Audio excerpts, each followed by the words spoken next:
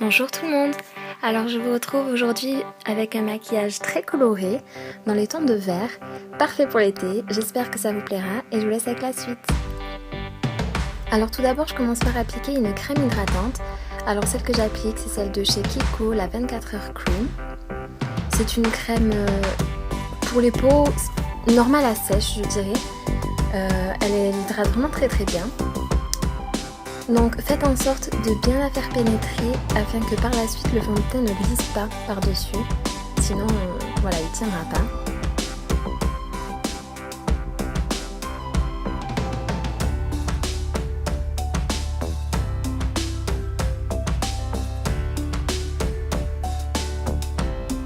Ensuite je passe à l'application du fond de teint. Alors sur Marion j'utilise le Healthy Mix de Bourjois. Alors il existe le fond de teint et le sérum, mais là j'utilise le sérum qui est beaucoup plus léger, donc voilà, encore parfait pour l'été. Il va pas faire de paquet ou quoi que ce soit ou être trop couvrant, il est extrêmement léger, mais en même temps apporte quand même de la couvrance. Vous verrez, ça unifie très bien le teint.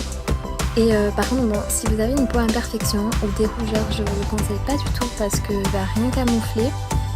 Donc voilà, mais pour les peaux lisses et sans trop d'imperfections, il est parfait. Et j'ai utilisé sur Marion la teinte 53 beige clair. Ensuite, on va venir cacher les cernes avec un correcteur de chez Kiko. C'est un correcteur en peau, la teinte c'est 02. Donc voilà, petit conseil aussi pour l'anti-cerne, surtout ne l'étalez pas. Mais tapotez-le bien en fait pour apporter une meilleure couvrance. Si vous l'étalez, déjà premièrement vous allez faire bouger le fond de teint qu'on a appliqué auparavant et ensuite du coup ça va pas vous apporter une si bonne couvrance que ça. Voilà, il faut le tapoter.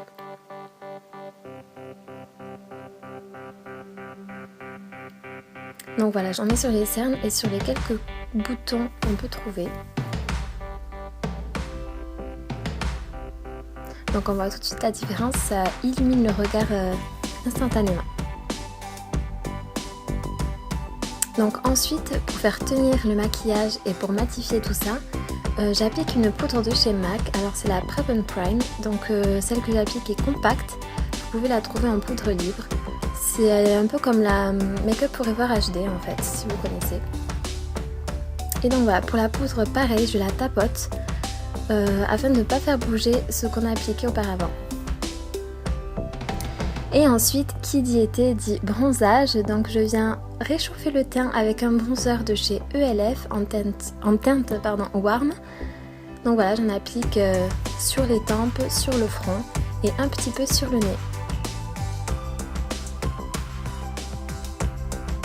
Par contre, n'ayez pas trop la main lourde, surtout si vous êtes assez pâle, du coup ça va vous faire un peu trop bronzé. Donc voilà, et essayez de trouver un bronzer qui n'est pas orange mais plutôt marron. Et ensuite pour donner un effet bonne mine, j'applique un blush pêche. Donc c'est des couleurs qui vont très bien à Marion. Donc voilà, on n'en applique pas trop non plus, il faut avoir la main assez légère. Et celui que j'applique c'est un blush de chez Essence et c'est la teinte Secret It Girl. Et ensuite, afin d'illuminer tout ça, je viens mettre un enlumineur de chez Kiko d'une édition limitée. Donc je ne sais pas si vous pouvez toujours le trouver, mais de toute façon, des enlumineurs, il en existe des tas, tous plus beaux les uns que les autres. Et j'en applique sur l'ossature des joues et un petit peu sur le nez. Ça va accrocher la lumière.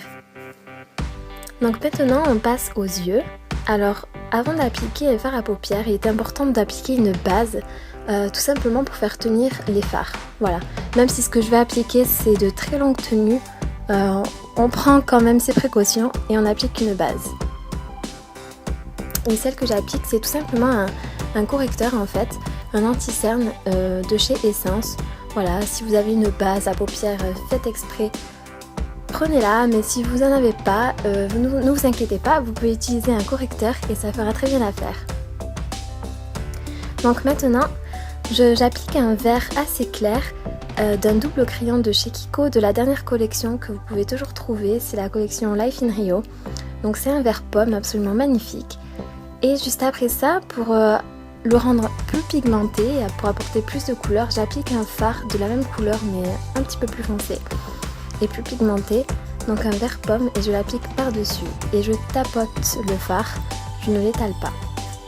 Ça va éviter les chutes en fait. Et donc on continue, et cette fois-ci j'applique l'autre côté du crayon qui est un vert plus foncé et je l'applique en fait sur dans le coin externe, et je viens l'estomper. Alors le but de ce maquillage, c'est de faire des yeux œil de chat, si je puis dire.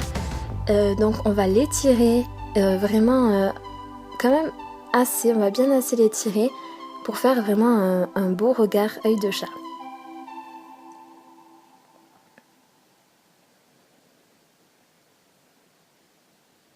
Donc voilà, j'estompe, je réapplique de la matière, je réestompe.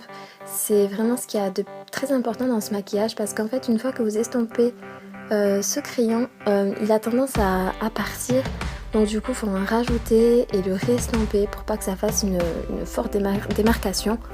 Voilà, ça fera pas joli si vous laissez ça comme ça sans estomper. Et ensuite, dans le creux de l'œil, dans le creux de la paupière, j'applique un doré de la palette Naked 2, c'est le Half Baked. Donc voilà, j'applique avec un pinceau plat, avec la tranche de mon pinceau plat, et voilà, vraiment jusqu'au coin interne.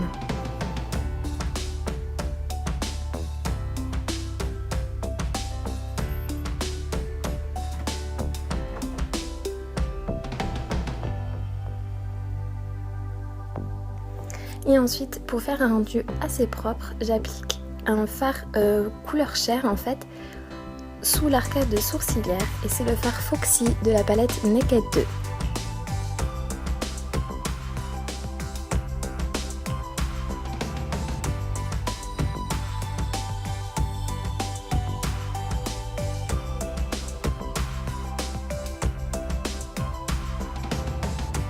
Et donc voilà, je vous ai remis quelques images pour que vous puissiez mieux voir quand je rajoute de la matière et que je réestompe en fait.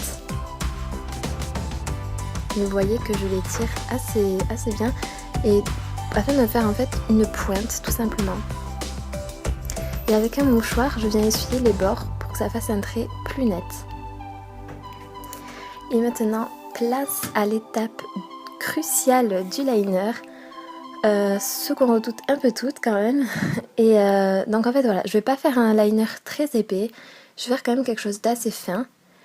Et d'ailleurs si vous voulez une vidéo complète sur le liner, comment l'appliquer, etc., dites-le moi et j'en ferai une avec plaisir.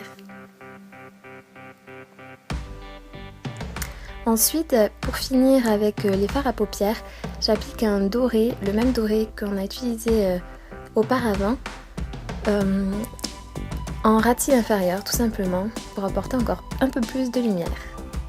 Et bien sûr, pour finir les yeux, j'applique du mascara, ce qui est le plus important à mon sens. Donc voilà, n'hésitez pas, selon vos goûts, si vous aimez en avoir un petit peu ou beaucoup plus, voilà, mettez-en combien de couches vous voulez. Et donc vous me voyez prendre un autre mascara, mais c'est tout simplement un mascara qui est complètement fini, complètement sec, que j'utilise juste pour séparer les cils. J'aime beaucoup la brosse pour faire ça. Et j'en mets du coup en ratil inférieur. Et donc par contre j'avais complètement oublié de faire les sourcils, du coup j'avais fait les lèvres avant, mais bon je vous ai mis les images maintenant. Et avec un crayon que j'ai acheté à la Forfouille, voilà, tout basique mais que j'aime énormément parce qu'il a une couleur très neutre. Voilà, je viens faire les sourcils et ça change tout de suite le regard. Et donc maintenant on termine avec les lèvres. J'applique un crayon de chez Kiko, c'est un crayon rouge à lèvres en fait, de l'avant-dernière collection que vous pouvez toujours retrouver. C'est un pêche absolument magnifique et c'est la teinte 01.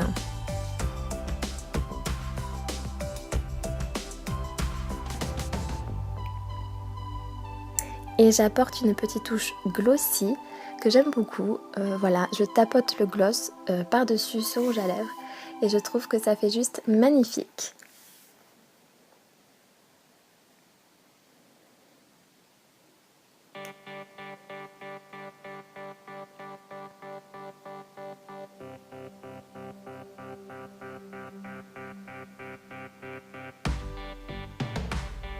Voilà, le maquillage est maintenant terminé, je vous laisse avec les photos. Toutes les informations seront en barre d'informations justement, le nom des produits, le lien des produits. J'espère que ça vous aura plu, commentez, likez, tout ce que vous voulez et je vous fais de gros bisous. Bye!